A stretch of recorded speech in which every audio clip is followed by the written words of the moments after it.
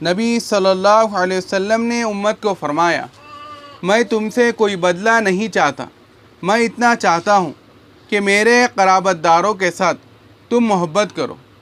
تو جب نبی صلی اللہ علیہ وسلم نے ارشاد فرمایا تو یہی حکم خاوند کے لیے بھی ہے، اور بیوی کو بھی چاہیے کہ وہ اس سنت پر عمل کرے اور اپنے خاوند کی وجہ سے خاوند کے قرابت داروں کے ساتھ اچھا سلوک رکھے۔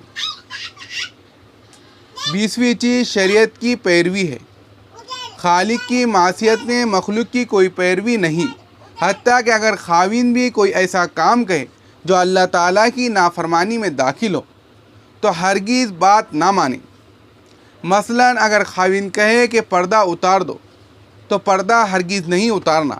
ہاں، خاوند کو کیسے سمجھانا ہے اس کے لیے آپ اللہ والوں سے مشورہ کریں، علماء سے رجوع کریں، مگر کوئی کام خلاف شریعت نہیں کرنا، چاہے ماں باپ ہو چاہے کوئی ہو۔ کئی مرتبہ عورتیں یہ کہتی ہے کہ جی بس اس نے مجھے دھوکہ دے دیا اور میں نے کہا چلو میں تو یہ نہ کروں وہ نہ کروں۔ نہیں، خلاف شریعت کام میں کسی کی کوئی پرواہ نہیں، خلاف شریعت کام میں کسی کا دل ٹوٹنے کی کوئی پرواہ نہیں۔ آپ اللہ تعالیٰ کو راضی کیجیے، اللہ تعالیٰ لوگوں کے دلوں کو خود راضی فرما دیں گے۔ ہاں، جو کوئی پریشانی ہے کہ ایک طرف خاوند ہے، ایک طرف ساس ہے، ایک طرف اللہ کا حکم ہے، تو اس سلسلے میں مفتی حضرات سے مشائخ سے رجوع کیجیے، وہ آپ کو میانہ روی اور اعتدال کا اچھا راستہ بتا دیں گے، جس سے آپ کو اس مصیبت سے چھٹکارا ملنا آسان ہو جائے گا۔ اپنے میاں کو کسی نہ کسی صاحب نسبت شیخ کے ساتھ منسلک کرانے کی کوشش کیجیے۔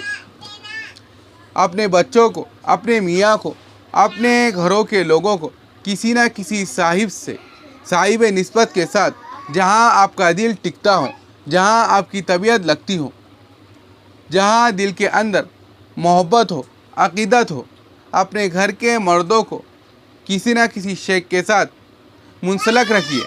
اس کا یہ فائدہ ہوگا کہ شیخ کی نسبت سے آپ کا میاں ایک تو نیکی پر رہے گا، گناہوں سے بچے گا، اور دوسرا یہ کہ اگر وہ آپ کے حقوق پورے نہیں کر رہا تو کم از کم دنیا میں کوئی تو ایسا کام ہوگا جو آپ کے میاں کو حقوق پورے کرنے کی نصیحت کر سکے گا۔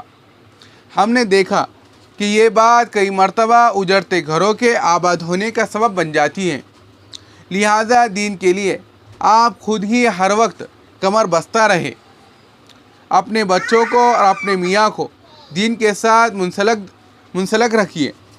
بالخصوص کسی صاحب نسبت شیخ کے ساتھ منسلک رکھنے سے آپ شریعت کی حفاظت میں آ جائیں گی اور آپ کی زندگی کی پریشانیاں ختم ہو جائیں گی۔ یہ چند باتیں ہم نے آپ کو اس لیے سمجھائی کہ یہی ساری شریعت نہیں بلکہ چند موٹی موٹی باتیں ہیں۔ ان کے علاوہ بھی بہت ساری باتیں آپ اللہ والوں سے سنیں گی، ان سب کو اپنا لینا۔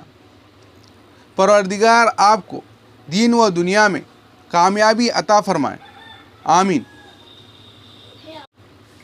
اللہ رب العزت نے جب حضرت آدم علیہ السلام کو پیدا فرمایا تو وہ جنت کی نعمتوں میں رہ رہے تھے، مگر پھر بھی ان کی طبیعت کے اندر ایک اضطراب تھا، ایک بے چینی تھی۔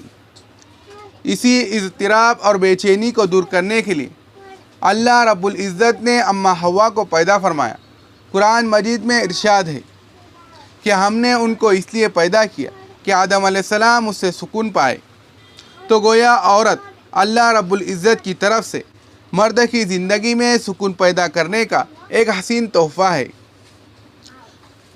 عورت اگر نیک ہو تو یہ جنگل میں منگل بنا سکتی ہے، ویران جگہ کو گلستان بنا سکتی ہے۔